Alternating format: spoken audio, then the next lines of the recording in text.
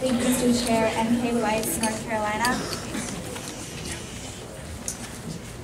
Utter chaos. That is what can be expected in our own country if no one puts a stop to the drug cartel's reign of terror in Mexico. Vicious cartels like La Familia Michoacana or Los Zetas have the power to overthrow the Mexican government and reverse all progress that has been made toward a true democracy. Mexico is our close neighbor, and our success and safety depend partially on their stability, whether we like it or not. Secretary of State Hillary Clinton has stated that our insatiable demand for illegal drugs fuels the drug trade, and the United States bears shared responsibility for the drug-fueled violence sweeping Mexico. We must accept this responsibility and incorporate action into our promise to aid Mexican President Calderon in his war against drugs. Not enough can be said about the dangers and consequences of using illicit drugs like cannabis, methamphetamine, heroin, and cocaine. But still, these drugs are rampant in the United States, and 70% of them originate in Mexico. The United States Justice Department has recently recognized over 200 U.S. cities where Mexican drug cartels have established drug distribution networks. Furthermore, the Government Accountability Office and the National Drug Intelligence Center have estimated that Mexican cartels reap over $23 billion from the U.S. in illegal drug sales in a year's time. Weapons are brought upon American soil and distributed among cartel members for attacks on rival cartels and Mexican law enforcement. How can this vicious cycle of drugs and violence be stopped? The answer is American military aid. By teaming up with the Mexican forces already in place, the troops issued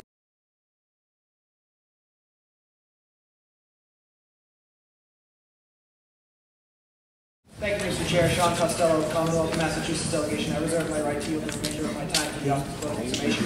You have that right. Thank you. My fellow delegates, this proposal brings a good solution to an ever-increasing problem in the United States. We send our troops across the ocean to the other side of the world, yet we fail to solve the problems that we have here at home.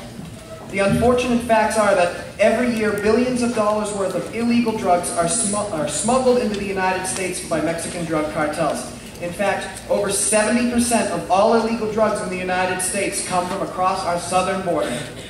As stated in the author's proposal, Mexican President Calderon is waging a war against these drug cartels, and it is time for the United States to take a vested interest in this battle. These drug cartels affect America just as much as they affect Mexico. Therefore, this is not just a war on drugs in Mexico, but in our own country as well. The drugs being smuggled in, which include marijuana, crystal meth, heroin, and cocaine, are responsible for millions of health problems, even deaths in the United States every year. Citizens become more and more addicted to these drugs every day, forming addictions and greatly decreasing their quality of life.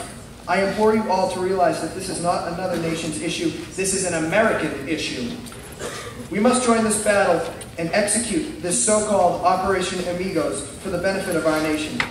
For those of you who believe that this war simply isn't feasible, here's a historical example. The United States forces in the Grenada invasion back in the 80s were in and out in only 48 hours, with our mission accomplished. With our manpower combined with the Mexican army, which has been ordered to eliminate the major cartels, this problem will be solved in little to no time at all. Operation Amigos must be passed for the safety of all Americans. If we can get rid of a great amount of the illegal drugs that plague our streets, we can take another step towards a more perfect union, and I yield the rest of my time to the Office of Nation. Derek Vincent from the border state of New Mexico. I reserve my right to yield my time to Tisha Morrison from New Mexico. You have that right. Do the authors yield to a series of questions? Do the authors yield? Yes. Okay. How many Mexican troops are currently involved in this operation? 65. In which operation? the Merida Initiative. Yes. 65,000. Under 65,000. How many troops will we plan to send there? Well, as stated in the proposal, there's a 1-to-1 ratio. That'd be our maximum. So we know that we should at most be 65,000. How many troops do we have in Afghanistan currently? I'm not aware of that specific. How many of you live on a border state and will be directly affected by this war? None of us do. All right, I yield my time to Delegate Morrison. The gentleman yields 1 minute. Tisha Morrison from the border state of New Mexico. In the border state, these drug cartels have a huge holding in border towns such as El Paso. If we attack them, what is to stop them from attacking us?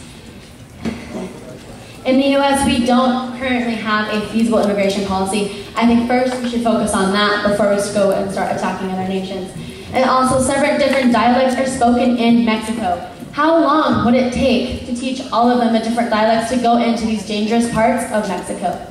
And 1 year will not do anything. This drug war has been started back in the Reagan administration, and people have been dying for 3 and 4 years now. American citizens, ranchers on the borders have been dying because of the drug war. I yield the remainder of my time to the chair.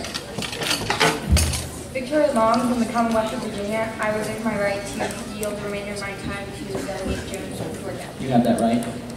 The drug trafficking and wars between Mexico and the U.S. has been having a horrible effect on the American population. People have been dying. Drug dealers border hop from one country to another is detrimental to both countries because there are some drugs in both locations.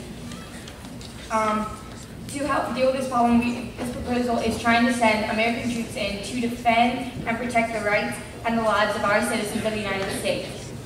So with this said, I'm in full support of this proposal, and I yield the rest of my time to Delegate Jones from Georgia. Gentlelady yields 1 minute and 15 seconds. Jones, Georgia. So drugs are a big deal, legit. The United States has been ignoring these drug wars for far too long. It's not okay. When 70% of illegal drugs come from one place, it is our duty to handle this threat to the health of our own citizens.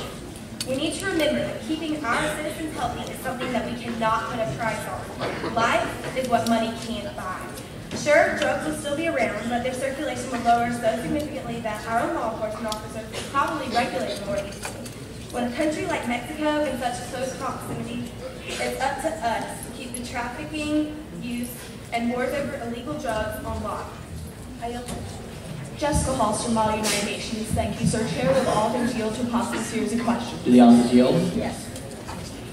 To your best knowledge, are policemen working in the United States today currently being bribed by gangs to look the other way? Yes. Has the U.S. government spoken out against these gangs? Yes. Okay, now it's time to get to Mexico. Have the Mexican police been bribed to look the other way? Yes. Absolutely. Has the U.S. legislature spoken out against these cartels? Yes. Thank you.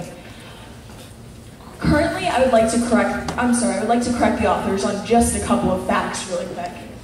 Currently, the only member of the Mexican legislature that has spoken out against these cartels has been the president. The legislature has yet to say anything against them.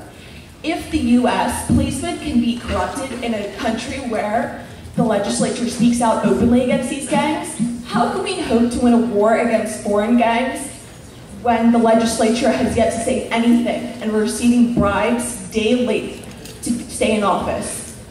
Thank you. I yield the remainder of my time to, I apologize. I yield the remainder of my time to the chair.